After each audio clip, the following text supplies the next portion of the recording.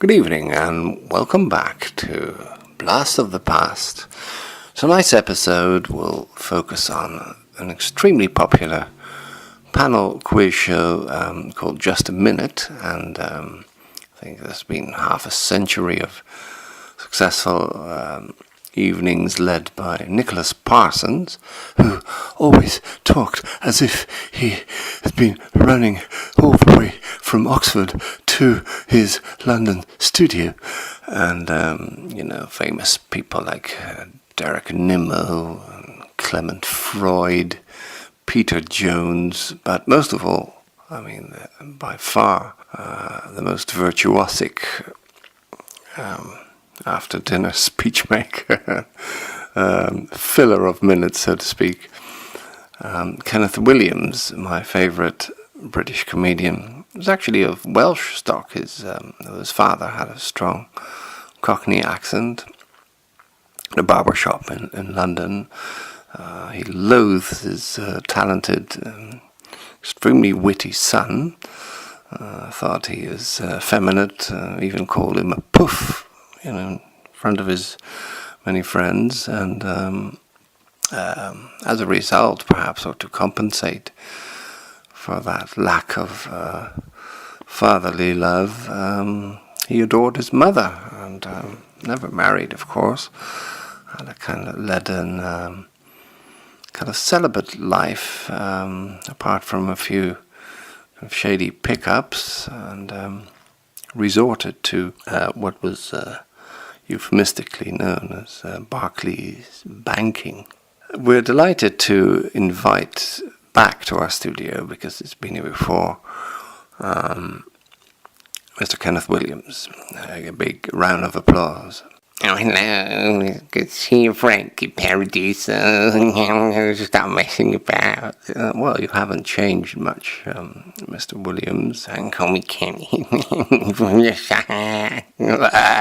To stimulate you or inspire you, in a sense, I've invited Julian Clary, has joined many a merry evening of Just a Minute, but also quite interesting, a game show practically invented, but certainly led inimitably by Stephen Fry, often announced as Fry Cambridge. Delighted to have you as well, Stephen, just recovering from kind of serious operation, and we're glad to see you in such good shape, no pun intended.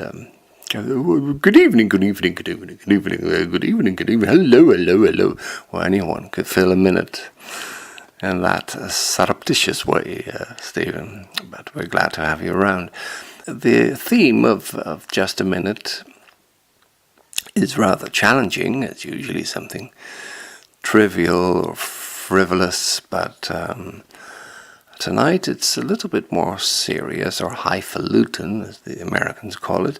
Indeed, it's about an American author, William Faulkner, who won the Nobel Prize, but he also made the Guinness Book of Records in, I think, 1973, for having written the longest literary sentence. Later he was kind of superseded, that record crumbled, because Polish and Czech authors, novelists, wrote entire novels consisting of one sentence. There's nothing on TV in those countries in the evenings, and so it was a piece of cake for them. But the record still stands in a sense, and tonight it's Faulkner's longest sentence, from Absalom, and the floor is yours, Kenneth. You start, and you've got 1 minute to recite whatever you remember of that sentence. You can start kind of in the middle, or whatever you like. You can,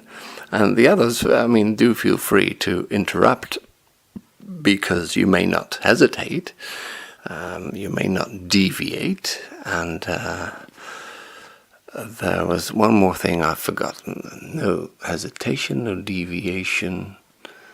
And you can be funny about it. I've got the third one. Here we go. Kenneth, the microphone is yours, and I'm pressing my stopwatch right now.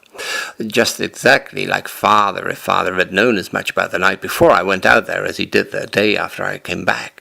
Thinking mad, impotent old man who realized at last that there must be some limit even to the capabilities of a demon for doing harm, who must have seen this situation as that of the showgirl, the pony, who realizes that the principal tune she prances to comes not from horn, fiddle, and drum, but from a clock and calendar, must have seen himself as the old worn-out cannon which realizes that it can deliver just one more fierce shot and crumble to dust in its own furious blast and recoil, who looked about upon a scene which was still within his scope and compass, and saw sun gone, vanished, more insuperable to him now than if the sun were dead, since the beep. Yes, Julian, Clary. I think repetition of sun, wasn't it? No, you fool. It was the original text. Just stop interrupting me. I'll just carry on. Stephen Fry. I suppose it's quite interesting in a sense, but surely you're not allowed to, make propaganda for a film series called Carry On.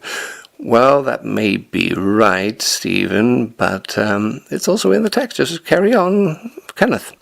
Thank you. If the son still lived, his name would be different, and those who call him might strangers, and whatever dragon's outcropping of Sutton blood, if the son might sow in the body of whatever strange woman would therefore carry on the tradition, and one more time can accomplish the hereditary evil and harm under another name, and upon and among the people who would never have heard the right one, daughter doomed to spinsterhood who'd chosen spinsterhood already, before there was anyone named Charles Bond, since the aunt who came to succour her in bereavement and sorrow found neither, but instead that calm, absolutely impenetrable face within a homespun dress, and sunbonnet seen before a closed door and again in a cloudy swirl of chickens while Jones was building a coffin, and which he wore during the next year while the aunt lived.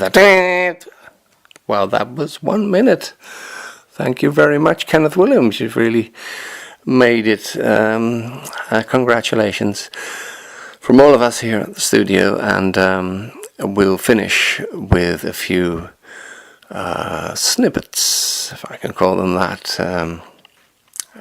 Audio without the visual, of course. It remains a radio program, but your mimicry will also go down in the history of comedy, not just British but world comedy, I think, as one of the most inspiring and lasting legacies of what has been a long career, perhaps never-ending. Can I thank you very much for your performance, and all the best.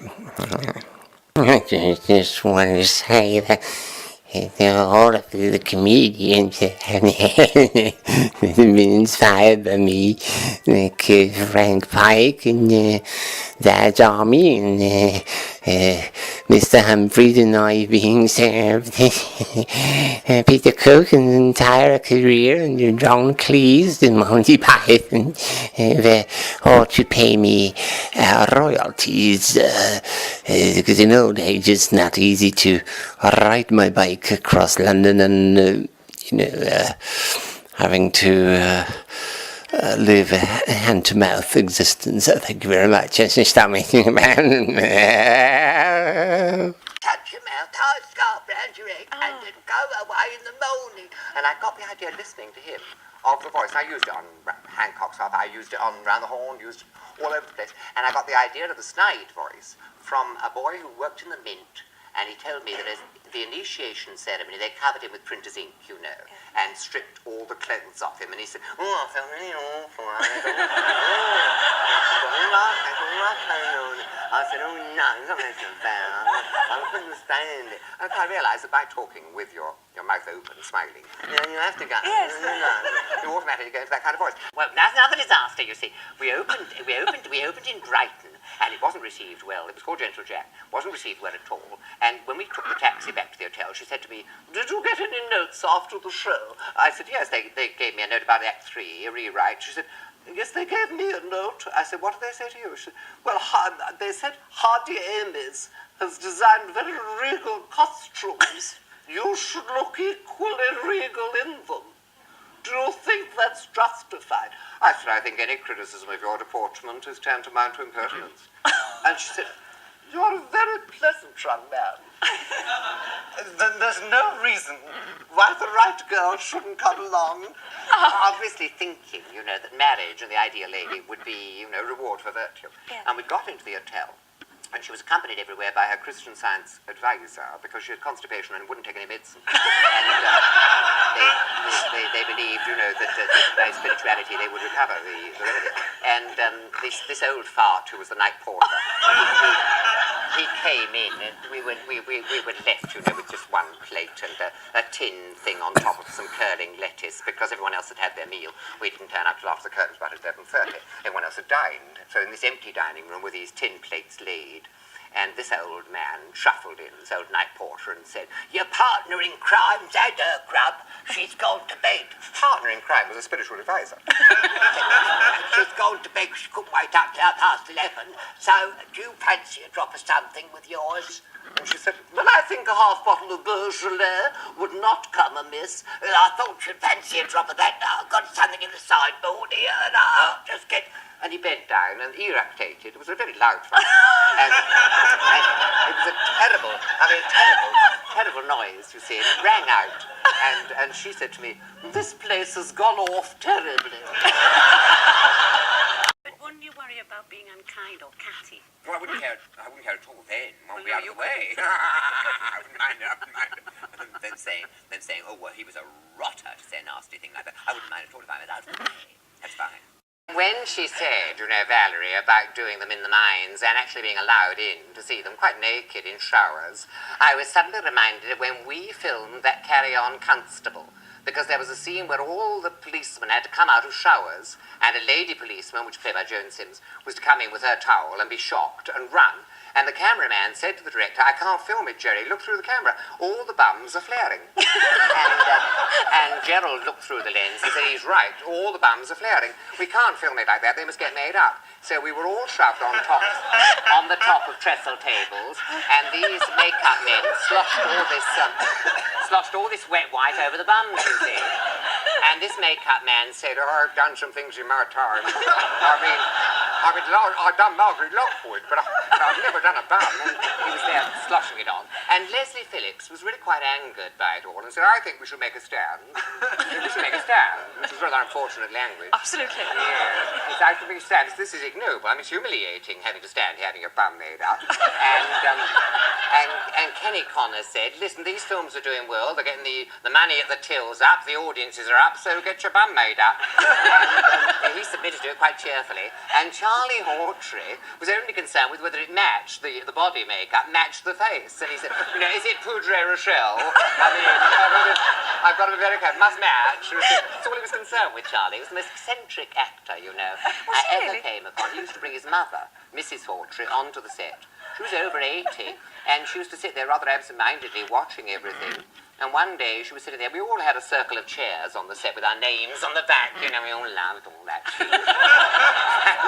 and Mrs. Hawtrey was sitting there, and Charlie was carrying on about the first play he'd done in the West End, and how Eric Portman had been the first night and very impressed by him.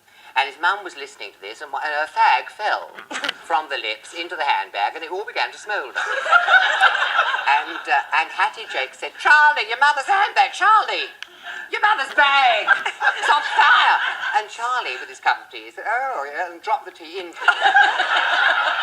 And she snapped it shut, and the whole sodden mass was all hidden from view. You've had a few disasters, Oh, haven't disasters! I mean, I did a tour, with Peggy and Mount. And, ladies and me, a disaster. I had loads of disasters with Hattie, loads of disasters with Joni Sid. And with Peggy, we landed up eventually with this farce. It was called Simon's Healed. It was a Fado farce. And we landed up in Newcastle. It was the heat wave. Do you remember that year where England was just sweltering under a heat wave? 76 or 77. That's right. Yes. And we played this theatre to nothing. About 20 people out front. Absolutely gasped. It was a 3-act comedy. And I was sitting in the dressing room just before the end, and the manager of the theatre came in and said, "There's terrible things happened on the radio. You won't have heard, but on the radio tonight they've announced Dame Cyril Dame Cyril Thorndyke. And, Yes, you meant Sybil. Dame Cyril Thorndyke is gone. She's gone. I said, oh, really? I couldn't tell you. She said, yes, she's gone. And no, it was in this theatre. It was in this theatre. This very theatre, she made a debut in Candida. You meant Candida. In Candida. And I want you to make a speech from the stage about this wonderful woman, Dame Cyril. Wonderful woman. Oh, he said, I've known them all. I've met them all. I've had John Gingold. Oh, I've had them all in this very theatre. Make a speech about this wonderful woman. I said, I'm not making any speech about somebody dying at the end of a 3-act comedy. He said, you don't understand. It's on the radio. You don't understand. This woman's dead. I said, I've been on tour for 5 weeks and died every night, but nobody's made a funeral arrangement.